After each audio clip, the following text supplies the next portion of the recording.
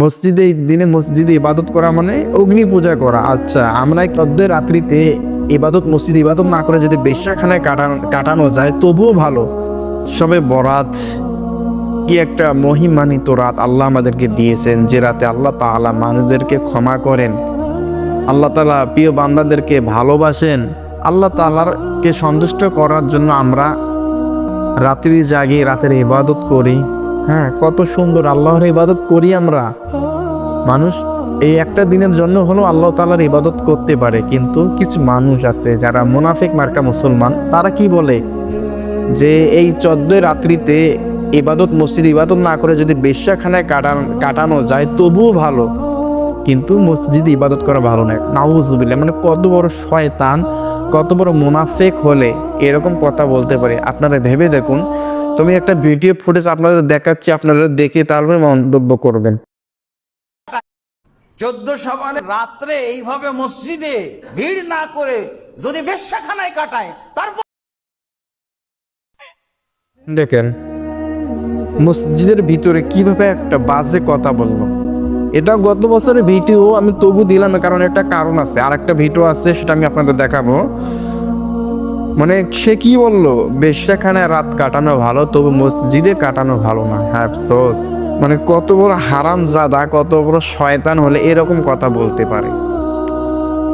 যাই হোক, আমি আরেকটা ভিডিও দেখাচ্ছি। আরেকজন, ইনি যেহেতু বেশ্যা, মানে ইনি বলছে যে বেশ্যাখানায় রাত কাটানো ভালো, তো আরেকজন বলতেছে আমাদের এলাকার পাশেই একজন লামাজহাবির শায়েখ, তিনি বলতেছে যে দিনে মসজিদে ইবাদত করা মানে অগ্নি পূজা করা। আচ্ছা, আমরা কি যারা হানাফি আছি অথবা যারা আমরা এটা পালন করি, তারা কি আগুন জ্বালিয়ে অগ্নি পূজা করি?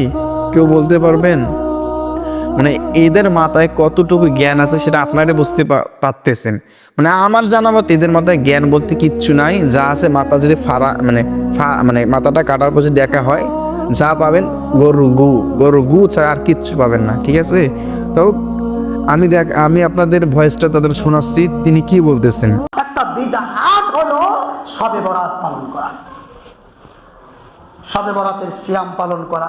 অনেকে হয়তোবা সিয়াম রেখেছেন শবে বরাতের সিয়াম হিসেবে, যে বা যারা রেখেছেন তাদেরকে বলবো এখান থেকে গিয়ে বাড়িতে গিয়ে কি করবেন, ইফতার করবেন। মাগরিব পর্যন্ত অপেক্ষা করিয়েন না, এখান থেকে বাড়িতে গিয়ে ইফতার করবেন। অথবা সুযোগ হলে এখনই আপনার সিয়াম ভঙ্গ করুন, আপনার রোজাকে ভঙ্গ করুন। কারণ শবে বরাত উপলক্ষে সিয়াম পালন করা এটা হলো টাটকা জ্যান্ত একটা বিদআত, এবং এটা একটা অগ্নি পূজা। মানুষ রোজা রেখেছে, অথবা যারা আমরা রোজায় রেখেছিলাম তাদেরকে বলতেছে কি, এইটা রোজা রাখার কোনো প্রয়োজন নেই। আপনি যদি রোজা থাকেন তাহলে এক্ষুনি যা ইফতার করুন এবং রোজাটা ভেঙে ফেলুন। দেখেন তাহলে কি মানুষ জাহান্নামের দিকে যাচ্ছে না? আল্লাহকে খুশি করার জন্য মানুষ রোজা রাখতেছে, সেটাও নাকি রাখা যাবে না, তাহলে ইবাদত করা যাবে না। তাহলে ইবাদত করলে আমরা মানে গুমরাহ হয়ে যাবে এদের কথা ওই অনুযায়ী। এটা বেদাত। মানে আমি কি বলবো ভাই, যারা এগুলো বলেন আমি তাদেরকে বলতেছি, আসলে আপনারা মানুষ নন, আপনারা মানুষ রূপে শয়তান। ঠিক আছে? মানে শয়তান তো চায় যে আল্লাহ তাআলার বান্দাগুলো জাহান্নামে যাক। জাহান্নামে কিভাবে নেওয়া যায় সেই পদ্ধতি শয়তান অবলম্বন করেন। ঠিক, হয়তো শয়তান নিজে করে না, কিন্তু মানুষের মাধ্যমে, শয়তান মানুষের মাধ্যমে করে। তার জিন চেলা মানে পেলা আছে, যারা আছে তাদের মাধ্যমে শয়তান এই কাজগুলো পরিচালিত করেন। যে বান্দাদেরকে জাহান্নামের দিকে নিয়ে যেতে হবে, তখন শয়তান হয়তো মানুষের রূপে ভর করে এবং সেই আজেবাজে কথাগুলো বলায়। তাহলে দেখেন, ইনি যে বললেন যে রোজা রাখলে রোজা ভেঙে ফেলতে হবে, আর এটা নাকি টাটকা বেদাত।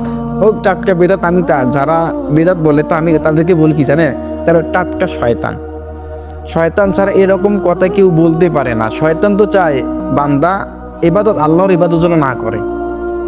তারপর কি বললো, তারপর বলতেছে অগ্নি পূজা। আচ্ছা, আমরা কেউ অগ্নি পূজা করি? এটা কোনো কথা হলো? মানে আমি এদেরকে মানে আমি তো ওয়াহাবি বলি, যারা বেদাত বলে এদেরকে আমি ওয়াহাবি বলি। আর ওয়াহাবি মানে বিনোদন। আমি এদের কথাগুলো বিনোদন হিসাবে নিই। এরা মসজিদের ভিতরে বকর বকর করে কি আর বলবো, মানে আমি ভাষা খুঁজে পাই না ভাই, এরা কিভাবে এই কথাগুলো বলতে পারে। আল্লাহ আমাদের সকলকে হেদায়েত দান করুক। যারা বেদাত বলে তাদেরকে আল্লাহ দিনের সহি বুঝ দান করুক।